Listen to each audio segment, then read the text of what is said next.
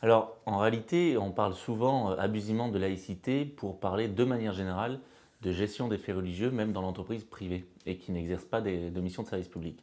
Normalement, on devrait parler de gestion des faits religieux dans l'entreprise privée qui n'exerce pas de mission de service public et de laïcité dans l'entreprise qui va exercer une mission de service public. Et très généralement, pour englober le tout, on parle de laïcité dans le monde du travail qui renvoie à cette gestion des faits religieux et des manifestations d'une appartenance religieuse de la part des salariés.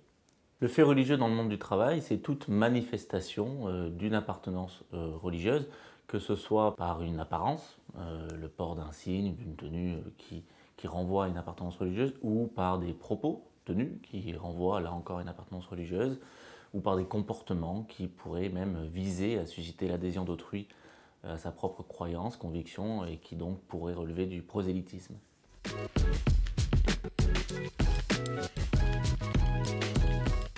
Dans le monde du travail qui relève du secteur public, on va toujours parler de laïcité, puisqu'effectivement, l'administration publique est représentée. Une mission de service public est exercée par l'entreprise publique, et donc dans ce cadre-là, toutes les personnes qui exercent cette mission de service public sont tenues à la neutralité. Dans le monde du travail privé qui n'exerce pas de mission de service public, on va plutôt parler de gestion des faits religieux, puisque là, dans ce secteur-là, la règle reste la liberté de conviction. Donc les salariés peuvent avoir et même afficher des convictions, mais cela quand même comporte un certain nombre de réserves, de restrictions possibles. L'encadrant, le manager, va pouvoir restreindre une manifestation d'une appartenance religieuse sous 6 critères. 6 critères, d'abord, par exemple, aucune manifestation du fait religieux ne doit entraver les règles de sécurité ou de sûreté. Premier critère. Deuxième critère, ça ne doit pas non plus entraver les règles de propreté, d'hygiène. Deuxième critère. Troisième critère, il ne doit pas y avoir, en tout cas, les entreprises peuvent tout à fait interdire toute forme de prosélytisme, c'est-à-dire tout comportement qui vise à susciter l'adhésion d'autrui à ses propres croyances. Le prosélytisme, ce n'est pas juste un signe religieux, c'est vraiment un comportement actif, des écrits, des prises de parole, des comportements. Donc ça, c'est le troisième critère. Le quatrième critère, il faut s'assurer que la bonne marche de l'entreprise ne soit pas mise en difficulté, perturbée de par la manifestation d'une appartenance religieuse. Le cinquième critère, c'est que le salarié doit être parfaitement apte à sa mission, donc son appartenance religieuse et sa manifestation ne doit pas être l'occasion de ne plus être apte à sa mission, il faut remplir sa mission. Et le dernier critère, c'est les intérêts économiques de l'entreprise qui peuvent conduire, là encore, à certaines restrictions, donc pour préserver ces intérêts de l'entreprise. Mis à part cela, la règle reste la liberté de chacun de penser ce qu'il veut.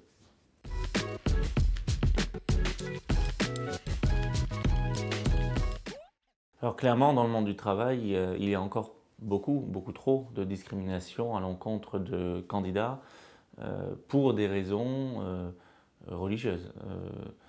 Parce que le recruteur va considérer que tel candidat est de telle confession, donc ça peut être supposé simplement, et va le discriminer à raison simplement de son appartenance religieuse, donc réelle ou supposée. Ça concerne essentiellement d'ailleurs l'islam aujourd'hui. Beaucoup d'études, d'enquêtes du défenseur des droits notamment soulignent ces discriminations-là parce qu'il y a beaucoup de préjugés et de stéréotypes sur l'islam. C'est que d'une part, quand on est musulman, on serait forcément extrémiste, ce qui est évidemment absurde, et d'autre part, quand on est musulman, on est forcément contre l'égalité entre les femmes et les hommes, ce qui est également faux. Donc, de par ces préjugés, on constate encore beaucoup de discrimination à l'embauche, à l'encontre de candidats à qui on va poser des questions sur leur religion, sur leur pratique religieuse, alors même qu'on n'a pas à le faire.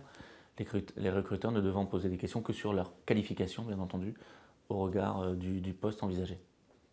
Alors après, quand on est dans le monde du travail en activité, quand on a été recruté, on peut être discriminé à raison de son appartenance religieuse, parce qu'on va porter un signe religieux qui pourtant ne pose aucune difficulté quant à la réalisation de la mission pour laquelle on a été embauché, ou parce qu'on va demander à son supérieur une absence en indiquant que c'est pour une fête religieuse.